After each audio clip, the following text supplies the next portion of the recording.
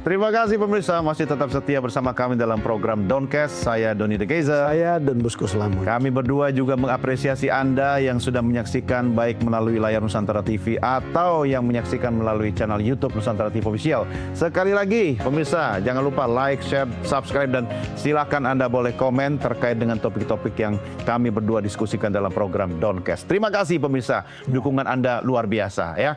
Nah, bicara soal dukungan, kita juga harus mendukung ini apa yang terjadi di Suriah sana dalam arti positif. Iya. Ya kan? Perspektif kebangsaan tadi. Bangsaan. Jangan lepas dari perspektif Iya, kebangsaan. cuma aku agak ngeri-ngeri juga kalau tadi bicara tentang ideologi ya kan.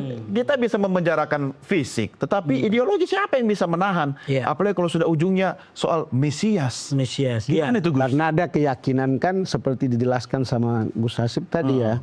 Ternyata banyak sekali orang yang merasa euforia dengan kejatuhan Al-Assad. Iya. Bahwa ini adalah bagian dari kemenangan perjuangan. Ya. Iya. Pintu Tolong gerbang dijelaskan yang benar. Gimana Gus? Iya, menurut saya memang yang pertama cara memahami apa yang terjadi di Timur Tengah terutama di Syria ini jangan buru-buru dikaitkan dengan semangat dukung-mendukung. Apalagi nanti soal kafir mengkafirkan.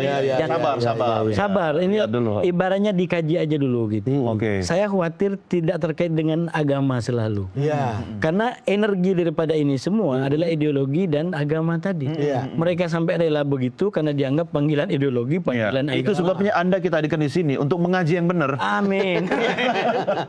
Jadi kita sarankan kepada masyarakat tolong dicerna dulu. Dan yang bisa saya pastikan sebagai pengamat, ini tentang kekuasaan. Wah. Ini tentang kekuasaan. Harus diulang lagi. Ini sebetulnya tentang kekuasaan. Saya garis bawahi ini tentang kekuasaan. Jangankan yang di Syria, bahkan di Palestina, saya sampaikan berkali-kali Bang. Ini tentang kekuasaan. Palestina ingin merdeka dari penjajahan Israel. Jadi jangan dibawa-bawa ini perang agama. Karena kalau dibawa ke situ, konsekuensinya luar biasa. Iya, iya. Ini yang saya bilang saya awal perspektif. Nah, kalau ini adalah tentang kekuasaan, maka itu yang saya bilang tadi, panduan kita adalah panduan pembukaan Undang-Undang Dasar. Oke. Bahwa kita turut serta dalam membangun perdamaian. Iya. Jadi apa yang bisa dibuat dalam konteks Syria atau kemerdekaan hak segala bangsa dalam konteks Palestina. Iya. Nah, oleh karena itu mendekatinya harus dengan mendekati hal itu, bukan dari kesamaan warna. Oh, ini sama-sama ingin bikin negara A, ini ke B, ini ke kelompok kami sudah ke sana, ini kelompok sana itu. Karena yang kami dampingi terus terang itu banyak yang akhirnya tidak ketemu dengan apa yang mereka harapkan di sana. Sudah kadung jual harta benda segala macam gitu ya. Lalu nggak dapat apa yang mereka mau. Jadi kalau dalam Islam itu ada yang disebut rugi dunia akhirat. Na'udzubillahi min dzalik. Khosirat dunya wal akhirat. Na'udzubillah. Dia tidak dapat apa yang dia mau, artinya kan dia sadar kan.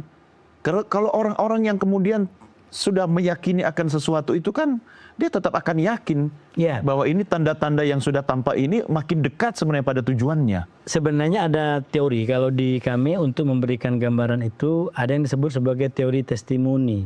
Saya dalam bahasa Arab disebut ibrah. Yaitu dengan pembelajaran orang-orang yang terlibat juga di saya kesaksian. Kenal dengan beberapa orang, bahkan di antara mereka itu bertempur di lapangan. Tapi kata pengakuannya bos-bosnya mungkin malah tidak di Syria, bosnya ada di Turki, siapa ketemu dengan siapa. Jadi nggak selalu ini nawa itu untuk namanya agama. Prakteknya tidak selalu untuk agama. Kalau kata lainnya jangan-jangan juga karena soal uang.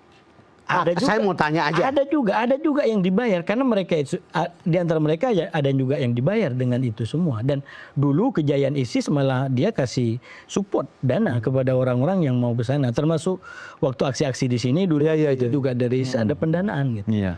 Kekuasaan dan uang ya. Kekuasaan dan uang itu di mana-mana. Harta, tahta, wanita. Itu lagi-lagi rumus di mana-mana itu. Jadi dia berlaku universal, tidak hanya di Timur Tengah tapi juga di kita dan di tempat lain. Nah, kembali ke tadi yang ditanyakan oleh Bang Don. Jadi apa yang bisa dibuat oleh masyarakat Indonesia? Yang pertama tadi, jadi jangan langsung tarik ke soal agama. Yang kedua, kaji dulu tentang situasinya ini seperti apa. Dan yang ketiga, menurut saya ini yang paling penting, apa yang bisa kita buat sebagai bangsa. Saya ingin kepada Pak Presiden, Betul. Prabowo terpilih gitu ya. Apa yang bisa kita buat?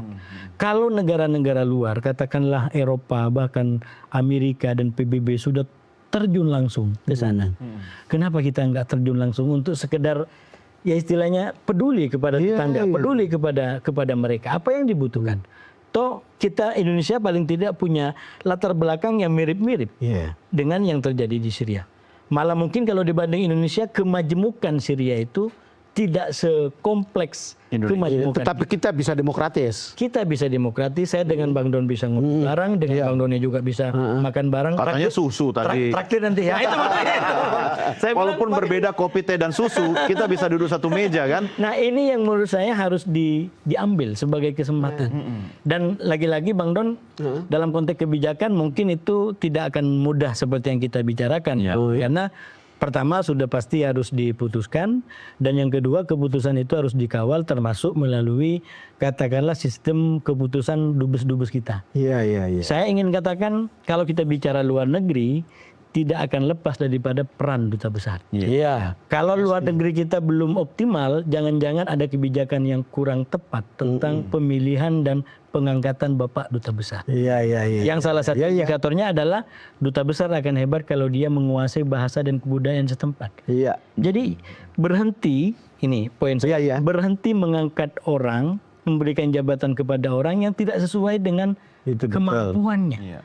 Karena ini tentang misi yang penting. Kita ingin Pak Prabowo masih kurang apa? Mestinya sekarang kan kita sudah dapatkan rekomendasi dari sana untuk mengatakan kita harusnya seperti apa. Dalam keadaan seperti ini, putusan politiknya seperti apa. Kita ngambil bagian seperti apa. Kan kira-kira begitu kan? Dan kalau kita bicara tentang SDM, banyak sekali tokoh-tokoh alumni di Timur Tengah, di Syria sendiri atau di sekitarnya yang saya yakin mereka bisa punya channel untuk support bisa juga pengaruh.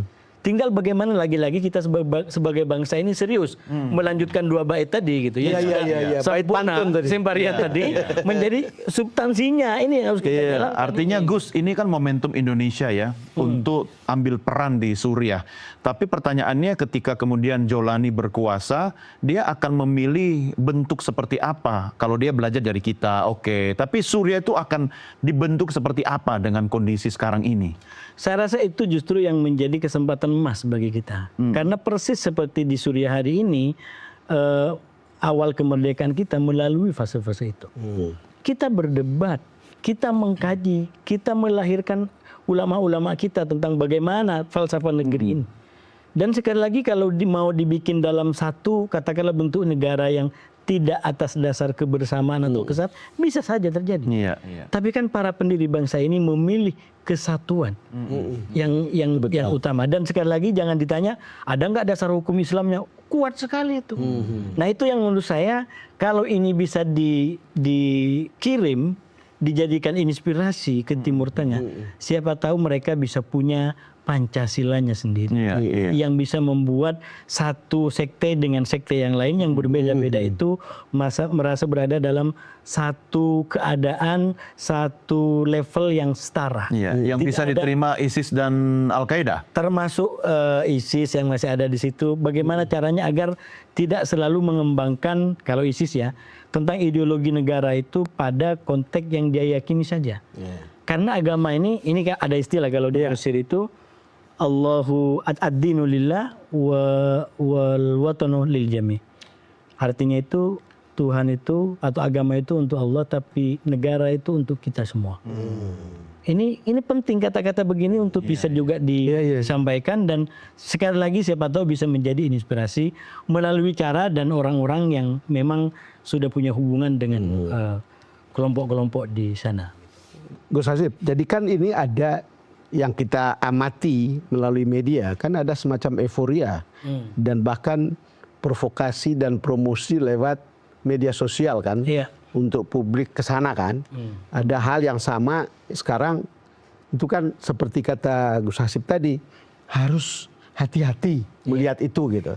Mestinya euforia yang sama mestinya ada di pemerintah dong, untuk dengan versi kita, dengan versi yang sebenarnya layak untuk kemudian terjun juga gitu. Kalau menurut saya dengan keadaan seperti itu, maka pemerintah memang yang pertama yang saya bilang tadi menghadapi tantangannya. Betul. Tantangannya adalah jangan sampai masyarakat atau ikhwan-ikhwan yang dulu punya keyakinan seperti ini teryakinkan kembali bahwa HTS ini adalah kayak semacam Tahrir Syam yang dulu. Iya. Atau kayak ISIS yang dulu sehingga menimbulkan gerakan untuk ke sana. Banyak fakta-faktanya bisa diungkap. Apa misalkan? Contohnya, Al-Gaulani hari ini jauh lebih dekat dengan Israel dan Amerika. Ini untuk menunjukkan bahwa mereka tidak selalu bahwa ini adalah pertimbangan ideologi yang mereka bawa. Al-Gaulani juga menggunakan pertimbangan siasa dan politik. Karena itu mau bekerja sama, mau berdampingan, bahkan dengan Israel tidak kasih statement yang kuat. Jadi ini satu yang harus dihadapi oleh masyarakat kita. Jadi kasih penjelasan, oh ternyata ini persoalan politik murni. Betul. Jadi kalau mau dukung ke sana, dukung agar mereka dapat negerinya. Jangan lalu buru-buru ingin ke sana dan yaitu yang saya khawatirkan mereka belum kuat sendiri sudah ketambahan orang-orang yang tadi belum tentu sesuai dengan apa yang mereka pikirkan. Nah baru yang kedua tantangannya menurut saya adalah bagaimana kelompok-kelompok teroris yang ada di sana tidak menyebarkan nanti di sini. Karena lewat sosial media itu langsung connect, satu sama lain langsung connect. Dan apalagi ISIS. ISIS kan sebenarnya dia dihancurkan karena dikalahkan lewat perang-perang tadi gitu. Kalau ini menjadi bebas lalu membuat kelompok lagi, nah ini bisa menjadi tantangan bagi sel-sel tidur istilahnya mereka.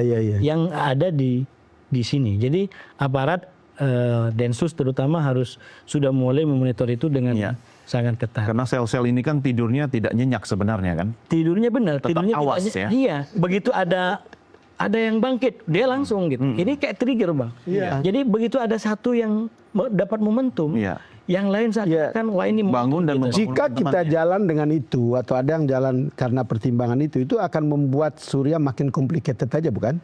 Nah kalau itu terjadi, saya khawatir malah kehadiran ISIS dulu yang memenangkan Assad, justru kehadiran kelompok ini lagi-lagi memahlawankan Assad nanti.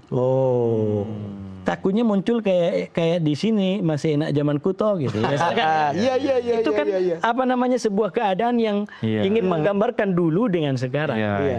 Jadi itu yang menurut saya harus diperhatikan gitu. Ini kalau mereka bikin kelompok-kelompok radikal ini berkembang di situ, ini betul-betul bisa menjadi petaka. Karena tadi dia udah punya pengalaman di 2011 dan ini kembali lagi dan itu akan berat situasi. Jadi enak dulu apa sekarang? Nah itu kayaknya enak break dulu. Tahu aja. Kalau begitu jangan kemana-mana. Downcast segera kembali sesaat lagi.